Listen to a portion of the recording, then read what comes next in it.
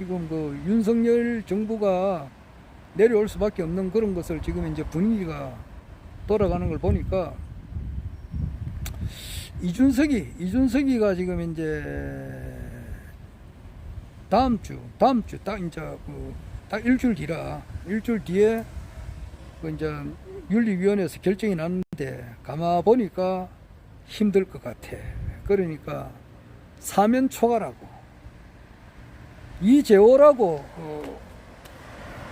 MB 때 이제 좀 잘 나갔던 사람인데, 그리고 자기도 이제 그 민주화 운동하면서 고문도 많이 당한 사람이고 국회의원도 몇 번 한 사람인데, 이분이 나와서 이제 그 사람이 매일 아침에 등산을 가는 모양인데, 거기서 이제 여론을 듣고 이렇게 이야기를 하는 걸 보니까 이준석 이거는 안 된다 이렇게 막 엄청 그 강하게 이야기하는 것 같더라고.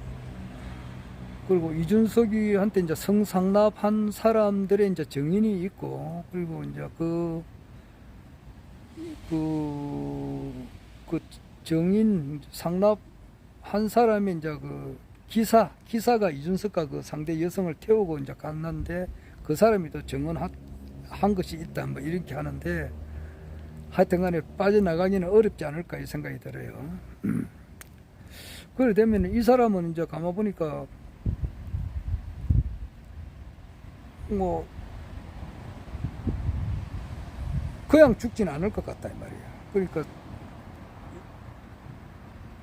그 이재호 씨 말 들어보니까 차라리 당을 하나 만들어라 이제 그렇게 하는 거 보니까, 아무래도 뭐 안철수도 싫어하고 워낙 싫어하는 사람들이 그 중에 많으니까, 그리고 국민의힘당에 이제 대표를 한번 해보려고 하는 사람들이 많으니까 이번에는 힘들 것 같다 그러는데, 하여튼 그래 되면은 이준석이가 아이고 예 미안합니다 하고 그냥 놀 사람이 아니라고, 성격도 그렇고 모든 걸 볼 때 또 펄펄 뛰는 거지. 그러면은 자기 누구 말대로 이제 온 그 종방이라든지 기타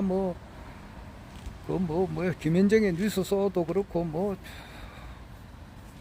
최경영이지, 최경영의 그 쇼도 있고 뭐 엄청 그런 방송이 많잖아요. 그런 데 가서 뭐 누구 말도 나불나불로 한다 이러는데, 이제 그렇게 해가지고 이제 뭐 국민의힘당에 좋은 말은 안 할 거단 말이지. 그러면서 윤석열이의 이제 어떤 내려오는데 큰 하나의 또 윤석열이가 이제 대통령이 되는데도 큰 힘을 보탠 세력이 있지만은, 빠져나오는데도 쉽게 말해 건물을 만들었는데 건물이 허물어지면은 기둥 하나가 무너져버리면은, 기둥 하나가 무너진데 가지고 건물이 완전히 폭삭 망하지는 않겠지만은, 기둥이 4개다 말이야. 4개 같으면 4개 다 붕괴되면은 무너지면은 그 하나 정도는 하나 정도는 이렇게 파괴할 수 있는 그 정도 역할을 한다 이 말이에요. 그렇게 향해서 나아가지 않느냐 이 생각이 들어요. 그리고 이제 그 중에 또 기둥 하나 큰 거 하나는 이제 태블릿 PC를 가지고 이제 베니지 씨가 이제 제일 크게 역할을 하는데, 이준석이가 이제 반강제적으로 이제 목을 날린다고. 그러니까 그것도 실컷 써먹고 말이지. 토사구팽 아니냐고. 대선에, 그리고 지방선거에 그 최선을 자기 나름대로 뭐 열심히 뛰었는데, 그것은 뭐 보답하기는 그냥 니 수고했다 이런 말도 없이 그냥 그대로 잘라버리니까 얼마나 원통하고 분하고 그러겠느냐고. 그러면 거기 그런 힘이 작용해가지고 내려앉힐 수가 있다 이 말이에요. 그것도 내려앉히는데 하나의 큰 그거 된다고 내가 본다고. 그리고 경찰국을 신설하는데 그 문제도 있어서도 과거에 이제 뭐 치안본부 시절로 뭐 되돌아가지 않느냐 이래가지고 여기에서도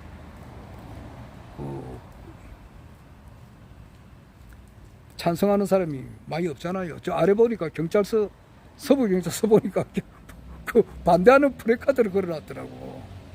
경찰서 앞에. 그리고 국방부는 또 어떠냐고. 국방부. 멀쩡한 국방부 청사에 대통령이 들어오니까 연쇄적으로 여기서 또 옮기고 여기서 옮기고 국방부가 짜게져 버리거든요. 원래 하나 있던 데가 4개로 나눠졌다는 말이 있어요. 네 개로 나누고 또 막 합참은 또 이사 가야 되고 또 새로 건물을 지어야 되고 그게 저 김병주 그분이 그 별 4개 출신 대장 출신입니다. 그분이 하는 말이 5년 대통령 임기 5년 내내 이사 가다 보면 볼일 다 본다 그러더라고. 그러니까 그게 이제 그 국방부에 관계된 사람들도 기분이 안 좋잖아. 그리고 임기가 많이 남아 있거든. 이번에 국방부에도 주요한 사람들 있잖아요. 해군 참모총장, 공군 참모총장, 육군 참모총장 이런 사람들이 있는데 거기에도 임기가 얼마든지 남아 있는데 그냥 그대로 목을 막 바로 잘라버리고 딴 사람 앉혀버렸으니까 그런 문제도 있고 거기서도 이제 속으로 버글버글 끓는다 이 말이에요. 그리고 이제 이번에 또 검찰 안에서도 문제라 이게 검찰 안에서도 그 주요한 뭐 성진하고 이런 주요한 보직에는 다 자기 아는 사람들만 때리가 버리니까 그것도 그 검찰 검사가 전부 다 전국에 2,000명인가 뭐 그 정도밖에 안 되는데 거기서 소수의 한 그 특수부 계통에 있는 소수의 한 몇십 명 그것만 이렇게 좋게 되고 나머지는 또 버글버글 끓는다 이 말이에요. 그런 것도 있지. 국방, 검찰, 경찰 그런 데다가 물가는 오르고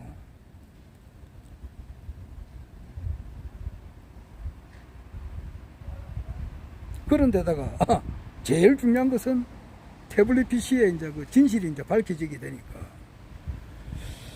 이와 같은 상황에서 박찬종님이 하늘궁을 찾아왔다는 의미가 뭐냐 이게야.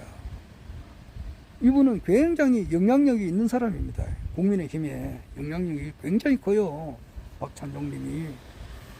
박찬종 씨하고 그 서정욱 변호사 그리고 고성국 씨 그리고 이봉규 씨 이 네 사람은 딱 사이클 같아요. 유유상종이단 말이에요. 딱 사이클 같아요. 그 사람들이 빠빠빠빠빠 하면은 대한민국 이렇게 정치 흐름을 아주 막 큰 영향을 끼친다고. 그러면은 국민의 힘이 이제 이래 되면 난장판이 되잖아. 대통령 이제 윤석열이가 이제 갑자기 내려오게 된다 이러면은 4개월 뒤에 5개월 10월달 같으면 4개월 남았다고. 4개월 때 갑자기 내려오게 되면 이제 저 민주당으로 봐서는 이재명으로 봐서는 와 이제 때는 내 때다 이제 이렇게 할 거 아니에요. 어? 뭐 이재명이가 그 동안에 뭐 구속이 될지 안 될지는 모르겠지만은 뭐 솔직한 말로 이재명이는 어떻게 될지 모르겠어요. 민주당으로 봐서는 지금 저 국민의힘당하고 민주당의 그 이낙연 씨 입하하고 지금 이렇게 해가지고 거국 내각을 해서 내각제로 이제 이렇게 가려고 대통령은 로봇이고 이제 그렇게 가려고 하는데 그렇게 되면은 대한민국이 망한단 말이에요. 망해요. 오늘 보니까 저 완도에서 일가족 3사람이지. 아이고 그 가슴 아파서 말이지. 비트코인 뭐 그걸 좀 이렇게 하다 보니까 이렇게 빚을 많이 지가지고 생활고로 해가지고 사람이 이제 집단 자살을 한 것 같은데 차에다가 한 가족이 싣고 그냥 그대로 이제 바닷속에 빠져가지고 이제 죽은 것 같은데 그런 사람이 하루에도 40명 정도 된다니까 이런 거 빨리 멈춰야 되잖아. 응? 그거는 보도가 돼서 그렇지만 보도 안 하고 이렇게 이 자살을 시도해가지고 자살을 한다 해가지고 다 죽는 게 아니거든. 그 주변에 발각돼가지고 다시 살아나는 사람들도 있는데 자살해가지고 죽는 사람만 하루에 40명 정도 되니까 이게 빨리 이런 게 없어져야 된다고. 그렇게 하기 위해서는 없어져야 된단 말이야. 그래가지고 또 이낙연이 하고 저 국민의힘당의 그 장성동이 뭐 권성동이 장재원이 이런 파가 해가지고 뭐 거국 내각을 해가지고 뭐 그런 국회의원들이 이렇게 좋게 이런 식으로 가면은 대한민국은 망하거든. 망한다고. 그러니까 이제 우리나라는 또 망하는 그런 나라가 아니잖아. 이거는 전 세계를 다스리는 다시 천자국의 위치를 되찾는 그리고 완전 새로운 새 역사가 이제 내 이야기하다시피 선천에 뭐 알렉산더가 세웠던 그런 나라, 나폴레옹이 세웠던 나라 말이야. 태조 이성계가 세웠던 그 나라, 태조 왕건이 뭐 세웠던 나라를 다 합친 것보다 훨씬 더 큰 그런 제국, 그런 정권을 창출하는 지금 이때라고. 완전 새로운 세계. 전 세계를 진짜 통일한다 이 말이에요. 석가, 공자, 마호멧이 이 세계를 지상낙원화 하려고 했지만은 그게 실패를 했는데, 이번에는 허경영 총재님을 중심으로 해서 그게 성공하는 정권이 들었습니다 말이에요. 그래서 징기스칸이나 마호멧이나 예수, 석가가 행하지 못했던 그런 일을 지금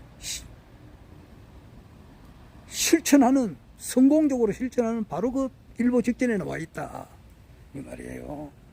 그러면은 아까 그 윤석열 정부가 지금 현재 첫째는 거짓이다 말이야. 태블릿 PC 조작, 그리고 갈수록 이제 그 지지율이 30% 이하가 되면은 금방 내려온다고.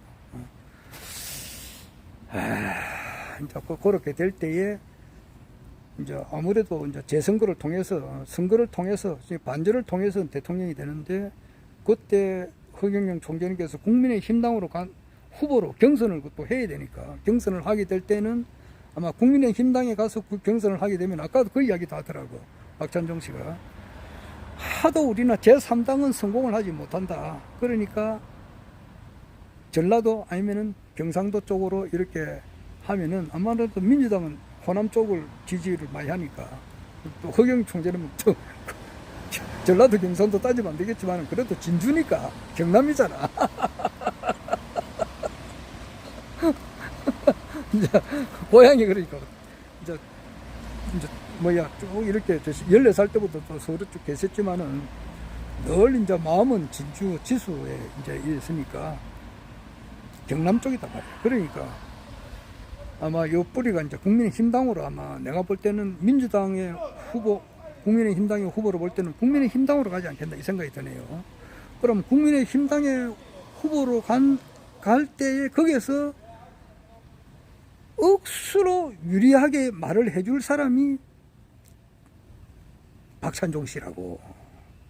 박찬종 씨가 거기서 원로급들을 이렇게, 원로급들 중에서 굉장히 파워가 있는 사람이라고.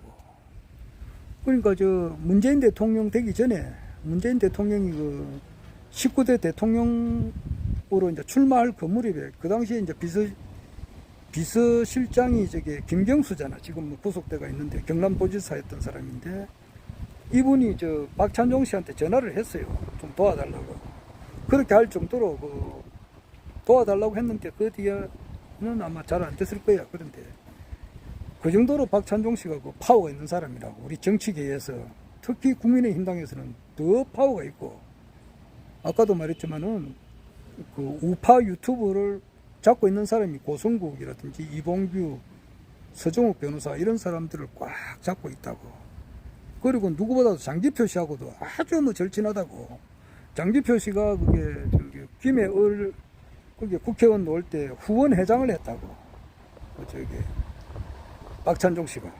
그렇기 때문에 또 박찬종 씨도 이제 김해 사람이거든. 김해 사람이에요. 장기표도 김해고 경남 쪽이라고 이쪽에. 그러니까 지방색을 띄우면 안 되겠지만은 어차피 또 이제 이렇게 손은 안으로 굽으니까. 그렇게 할 때에 오늘 박찬종 씨가 왔다는데 사실은 내가 보고 깜짝 놀랐어요. 아 정말 이거 뭔가 이게 대단하다 느끼겠더라고. 그래 지금 이제 윤석열은 이제 변희재 말대로 금년 안에 그것도 한 10월 말 11월 초 뭐 이 정도로 이렇게 내려앉혀 버리면은 그거는 갑자기 내려앉거든. 기반이 없다고. 윤석열을 지지해주는 그런 기반이 없단 말이야. 이게 진실이 딱 드러나게 되면은 진짜 어제도 아래도 이야기했지만 한 100만 명이 그 저기 용화대 용산 그것을 에워사고 이렇게 고함을 지르고 또 주식이 자꾸 내려오게 된다고. 주식이 자꾸 내려오는데 도이치모터스 그 주식 조작해가지고 자기가 이렇게 먹고 사니까, 먹고 산다기보다도 축적을 했으니까 그 국민들의 분노가 치밀어 오르지. 예, 그런 거 볼 때에 그렇게 무너지게 되면은 대통령 선거를 다시 하는 데 있어서 현실적으로 박찬종 씨 같은 사람이 하늘궁에 왔다는 것은 굉장히 중요한 일이라고. 굉장히 중요한 일이라고. 뭐 외교를 잘해야 된다는데 정말 그 사람을 또 잘 그래 해야 모든 일이 잘 되잖아요. 그래서 작년 8월 18일 날 행주산성에서 출정식을 했다는 것은 거기서 해야 당선이 된다고 했다고. 근데 이번에 당선은 안 됐단 말이야. 거기 안 된 게 아니고 반전을 통해서 된다 이 말이에요. 정말 의미 있는 그 출정식이었다고. 그래서 박찬종 씨가 왔다는 것은 아마 상당히 좋은 징조다. 엄청 좋은 징조다. 나 그렇게 봐요. 보통 큰일이 아닙니다. 어마어마하게 큰일이에요. 그게 현실적으로 지금 일어났다는 것을 아들이 되고, 지금 이제 시간이 갈수록 미국의 사건, 내야 하는 이야기지만은 미국에서 언론이 바로 서는 그런 일이 있을 거고, 우리나라도 마찬가지로 지금 현재 그런 것을 향해서 나아가고 있다는 것을 뼈저리게 이렇게 느껴보면서 대충 오늘 이 정도로 하겠습니다. 참, 그리고 그 역사는 소수가 이끌어갑니다. 우리나라에 이제 그 사람이 기분이 좋고, 원래 우리 한국 사람들은 춤과 노래에 능하다고. 춤 추는 것도 좋아하고 노래도 잘한단 말이에요. 노래를 기분 좋으면 다 노래하잖아요. 이게 어디 오면은 그렇게 하듯이. 근데 우리나라 이제 내가 그 가요사에 보면은 그 작곡가가 그렇게 뭐 많지가 않아요.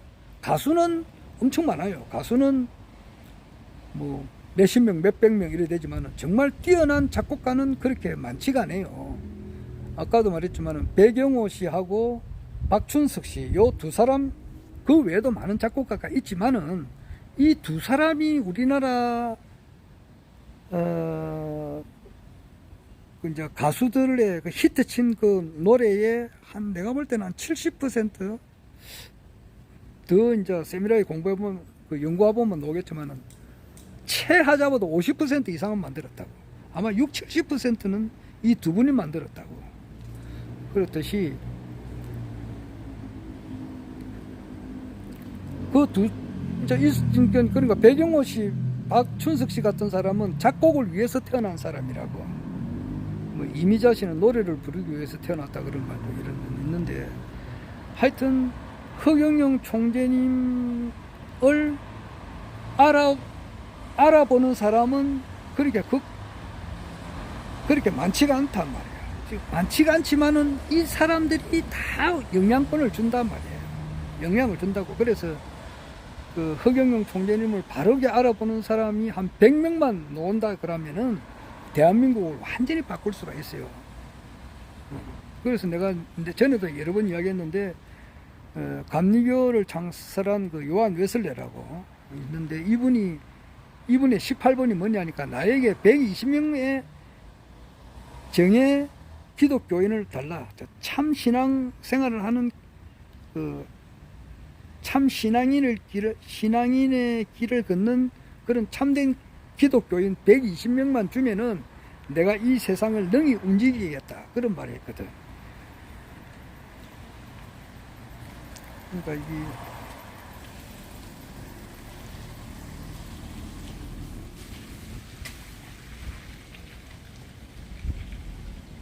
허경영 총재님을 열렬히 지지했던 이런 사람들에 의해서 대한민국은 완전히 바뀌어질 수가 있다는 거예요. 자, 정말 오늘 실감이 컸습니다. 내가 오늘 하늘 위에 많은 분들이 찾아오고 있는데 오늘 박찬종 씨가 찾아왔다 그래서 이거 정말 허경영 총재님께서 대통령이 되시는 것이 21대 대통령 되는 것이 그만큼 이렇게 앞당겨졌다는 것을 내가 완전 나는 피부로 느꼈다.